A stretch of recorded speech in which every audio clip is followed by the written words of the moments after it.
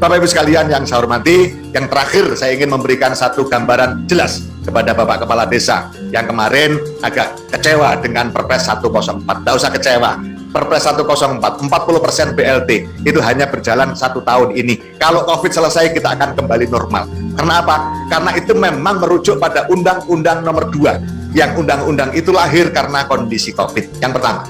Yang kedua, Bapak Kepala Desa nggak usah ragu-ragu, banyak yang khawatir. Kalau kita dipaksakan 40%, padahal warga desa miskin di desa kami tidak sampai membutuhkan anggaran sampai 40% dana desa. Kalau nanti saya paksakan, saya akan kena masalah hukum. Tidak akan ada masalah hukum. Yang penting tuntaskan masalah kemiskinan di desa yang betul-betul sesuai dengan data yang ada. Kalau toh tidak sampai 40%, ya udah pakai saja yang ada itu. Jadi tidak harus dipaksakan 40%. 40% itu adalah semangat Bapak Presiden, semangat pemerintah untuk menyelesaikan kemiskinan di desa, utamanya kemiskinan ekstrim. Dan saya yakin tidak ada satupun kepala desa yang tidak ingin kemiskinan di desanya hilang. Nah, oleh karena itu, manfaatkan betul momentum ini, karena momentum ini tidak akan terulang.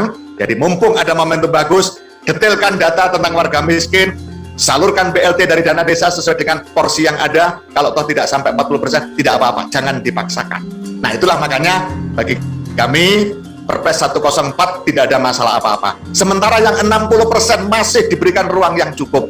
Ketahanan pangan, nabati dan hewani 20% itu bisa dipakai apa saja, yang penting orientasinya ke sana. Contoh, bisa saja desa bangun gudang pangan dengan 20% itu. Silakan diambil keputusan di desa. Jadi tetap memberikan ruang yang cukup kepada desa.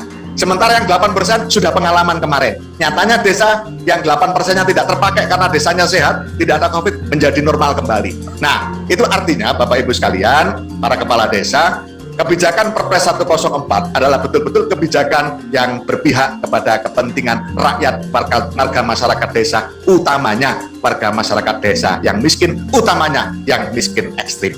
Bapak Ibu sekalian yang saya hormati, demikian yang bisa saya sampaikan. Terakhir saya ingin tutup dengan pantun. Bulan puasa penuh dengan rahmat, setiap hari membawa nikmat.